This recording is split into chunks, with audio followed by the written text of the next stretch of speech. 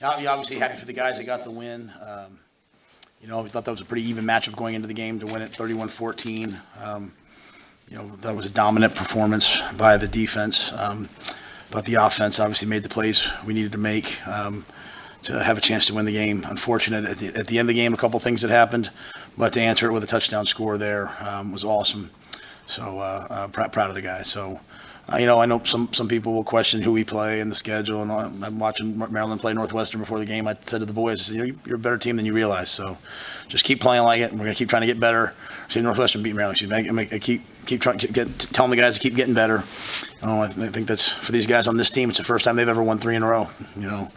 It's now it's only 3 games in October, so it's kind of cheating. But as Keith tells me, it's the first time we've won 3 games. We've gone undefeated in the month of October in 22 years. So none of that means anything when I wake up tomorrow.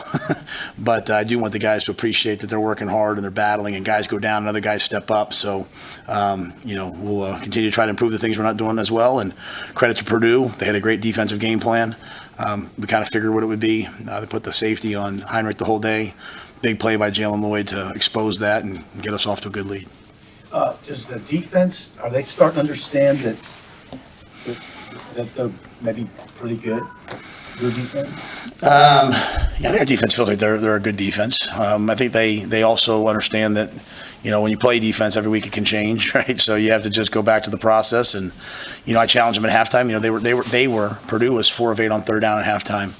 And it was 50%. And so we can't allow that. And I think they finished at what? 5 of 16, so they held them to 1 of 8 in the second half, right? And 1 being that scramble touchdown. So, we certainly don't always put the defense in the best positions with some of the turnovers and things that happened, and they love to go out there and play. So they're getting better, and we'll continue to have to get better.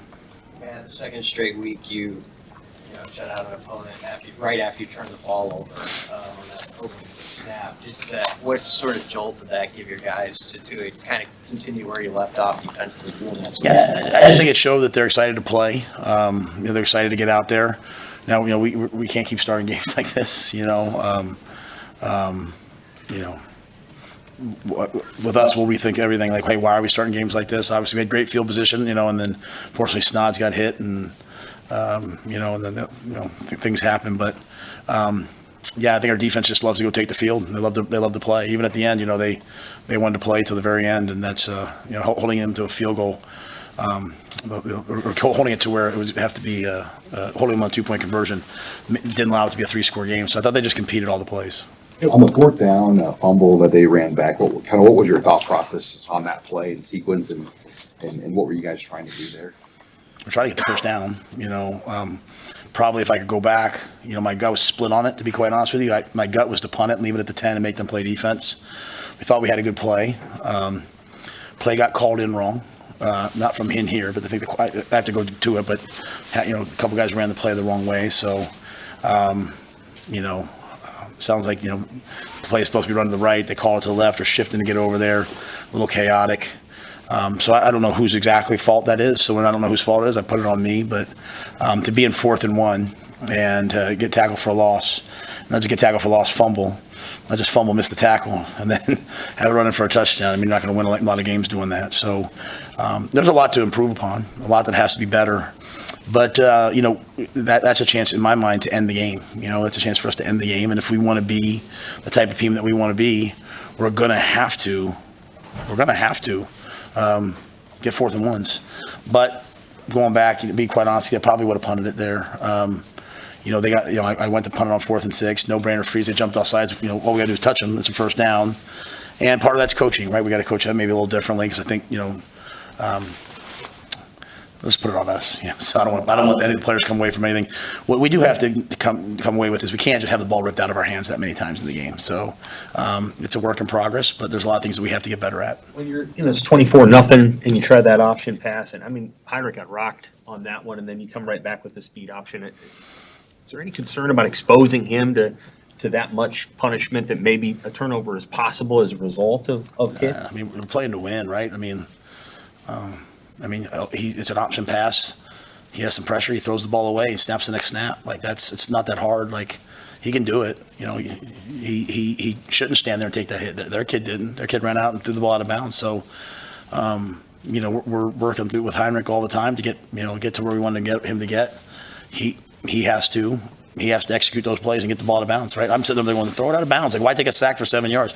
And I'm not criticizing him. I'm just, you know, I just can't live in a world where everything is like, well, what if this happens? What if that happens? Like, we got to go play, right? Like, good teams play, and bad things happen, and like we got to go play. So if I don't want the players to live in that whole what if world and be in what is, then we have to be that. Now, that being said, like, we have to run the option. Like, I didn't come here to have people say, well, you know, why are you running the option so much? We ran the option on the last drive. Like, that's what we're going to do. Like, you know, Eric Krause told me, he said, hey, we had 49. He said, hey, Matt, you hear everybody out? We had 49 fumbles in 1999. So just keep coaching and playing. So, I mean, just everything can't be negative, right? Like, I'm saying not from you, I'm saying from me. I got to go out there and be like, hey, guys. But there's part of it is growing as a quarterback. Throw the ball away. Like, there's no reason to come off the field with your nose bloody. Like, you're running the option, you go to pitch it, you don't stop and just take a huge hit. Like, you get up, you know. So we're just coaching him all the way through it. You know, he looked kind of bloody, so I put Jeff in. You know, the ball came on the ground twice with Jeff, right? So, you know, again, we have to hold the ball like this. So they cleared Heinrich to go. Heinrich went back out there, and, you know, it was good to have the actual downhill run game pop for a big play, you know, and that was kind of what we were looking for. Is that kind of a coming-of-age moment for Emmett Johnson, do you think, in a game like that, to pop a run like that when you needed it? I sure hope so. I think the biggest thing with Emmett, I told him the other day, he was standing at practice, I said, boy, you're the starting tailback. You're the starting eye back at the University of Nebraska, and you're standing like a backup. Like, get your shoulders up, get your head. And kind of joking with him, like, I think Emmett Johnson's a heck of a player. And AG's a heck of a player. Fleek's made a huge difference in that game.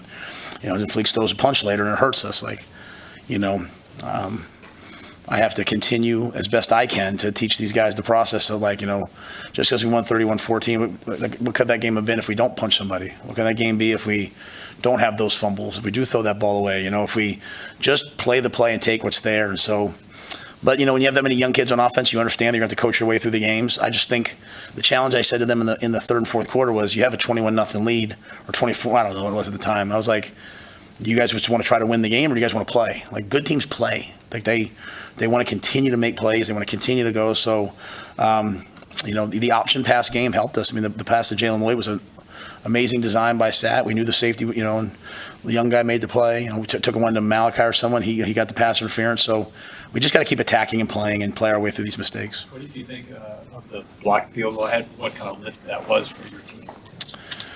I thought it was awesome because, you know, we've been all over them. You know, like our history has been, like, wherever we've been, like, we block a lot of kicks. And we go live field goal block on Tuesdays and Wednesdays, and we're, like, expecting to get one. And, you know, with where they started with that ball, and I can't remember the exact sequence, so forgive me. And then we got a couple sacks, right, to move them back a little bit. I can't remember how it went, but to not just block the kick, but, like, you know, I love Quinton Newsome. And Quinton and I forgot we might have battled a little bit on some things, you know, here and there. But he's standing exactly where he's supposed to be standing. He gets to the level of the kicker, and he turns in at the ball, and the ball comes up to him, and he catches it, he scores a touchdown. Like, you know, that'll be, whether he wants it or not, that'll be on my teach tape for the next 10 years about, hey, in Nebraska, here's where we stand. Or Tommy Hill picks off a pass at the end of the game, and he's running in to go score, and he takes a knee because he understands the game's over. Like, the level of discipline and the level of, I say discipline, this is kind of a scary word sometimes. The level of, like, doing exactly, you know, your trust in your training was awesome to see from Tommy and Quinton, and I was really proud of those guys. Did you like, I mean, Quinton's only on the 13 and he starts high-fiving Tommy. Have you seen a player do that before while he's still running? If I'd have saw that, I'd have dealt with it. I didn't know that, and so gracious. I did not know that till you just said that. So, you know, I don't want to showboat and embarrass, but I also want them to have fun and celebrate and love each other. And so, even as I told them in the team, right, just now, win a game like that, some guys made some great plays, some guys didn't play as much as they wanted, some just don't make it about you, you know. I mean, for Alvano to go out 2 weeks in a row, and this week he hit the upright and missed it on the pregame field goal, like from, you know, the extra point. He hit the upright and missed it, and he goes out there, and for him to kick that field goal, that was a huge field goal in the game. So just seeing guys playing for each other and celebrating with each other was pretty awesome. How do you think the team responded just to the elements, the wind? I mean, that's obviously some challenges you haven't faced all season, just with some of the different weather elements that were factored in this game too today. Yeah, you know, we didn't go outside one time in spring practice. I mean, go inside one time in spring practice. We practice in the rain when it rains. You know, it's a benefit to having guys from this terrain, right? They're kind of used to it. And we want to be tough. So I didn't see anybody make anything about it. Jay brought out the old cover your pad jackets. Hey, Matt, do you want these? We put them away, and then we're not wearing those.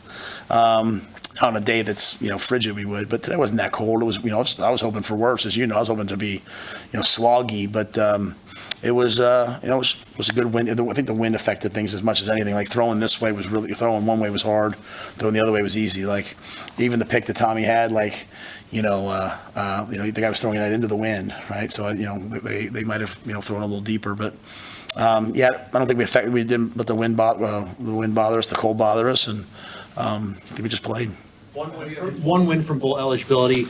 How big would that be for the program? And do you mention that to the team this week? No, I said that I will always deal in reality. So I said this to the team last week. I said, people are starting to say to me, like, hey, you guys are in the hunt for the Big Ten West. And I just reminded them, like, just so you know, when you started the season, you were in the hunt for the Big Ten West. You were in the hunt for the Big Ten. You were in the hunt for the national championship when you started the season. It's only when you lose that you get out of the hunt. So, how about you just stick to going 1-0? And I think when you're like in the college football playoff, I'm assuming I haven't been in it yet. When you're in the NFL and you're in the playoffs, like you don't get to the playoffs and start talking about the Super Bowl. You're like, we better win this week if we want to advance. So. We've just been trying to win one game at a time to get to a bowl. I was walking in and I heard someone yelled to me, said, "Coach, just one more, just one more." I don't want just one more. You want just one more? Like, I want to try to win every game that we play. And I say that humbly. I want to try to come out every week and compete. I'm still mad about some of the games we lost. I'm still excited about the opportunities that are ahead. And I don't know that I'll talk about it with them. I just think it's, hey, we're going to go to Michigan State and play Michigan State. And if we start talking about bowl games and all that, we might miss out the fact that Michigan State's got a good football team and, they run this blitz or they run this pass, So we'll just try to keep it all football and just try to go 1-0 next week. One more here. With Sat being upstairs today, did that allow him to see anything a little different? It looked like on the third drive, the one that was 87 yards, 15 plays, you guys were attacking the edges a little more aggressively than you were at the beginning of the game. Was that a result of things you think he was able to see from being upstairs? I think we played this defense earlier in Illinois, and when we ran all the options and those types of plays, they did a couple things to take it away, right? And they took the safety and they basically brought him down, and he just played Heinrich, so there was no one in the middle of the field. So he was, we were all able to keep an eye on that and say, hey, when they come down, we're going to throw the launch to Jalen. I just think for Sat, it's I think he wanted to be able to see the whole defense, him and Garrett up there. He wanted to see what they're in. And I think, he maybe hasn't had a guy like Donnie on the sidelines in years past. Josh and some of those guys, they do such a good job. Really, honestly, like Elliott Brown is like a cheat code for us. Elliott Brown's he basically coaches the receivers during the game and then goes in and plays as needed. Like he's got a headset. He's signaling. Garrett's like, hey, get so-and-so in. It's like we have another coach. And so I think Sat just felt comfortable with the things that happened on the field, wanted to go up, wanted to see it a little bit more, knowing that, hey, this defense is going to do about 3 or 4 different things. And so he's just waiting to see them. He started to pressure us a little bit, and I thought he made some great adjustments to it. So I had to go back and look at the exact thing. I really thought the thing on the third drive, Mitch, was that I thought Fleeks just made some huge plays for us, right? Like the third down catch, and Fedoni did a great job on that. Then the big option play. So those plays were really well executed by the guys. Matt, I know you have confidence in your team here, but when you have all these injuries piling up through the month of October, you still continue to win. You plug in and things. Guys are finding success. I mean, what does that say about your team? Yeah, I think we have a lot of good players, and I think I haven't believed in a player yet or given a player an opportunity and not felt like they've come through. So if anything, I feel like, hey, am I doing a good enough job of giving guys opportunities? Like, who else is out there, right? Like, Bullock struggled on that punt return, and then was kind of like, he's playing a lot of receiver, and we got Ethan Nations, the freshman, he's up next. And I was like, I walked off the field. I said, all right, Ethan, let's go this week, bro. You're the punt returner. So, I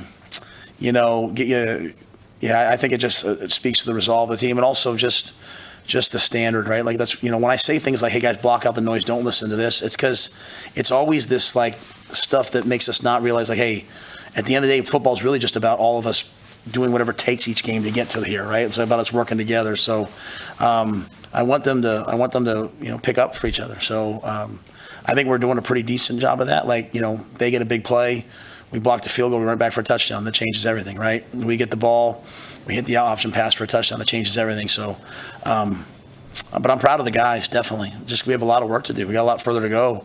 But it's not like even over the last 5 weeks. Like I'm just telling you guys, I was at breakfast this morning, a pregame meal, and my little thing I do is I say, hey, freshmen, seniors, and they go up to eat sophomores.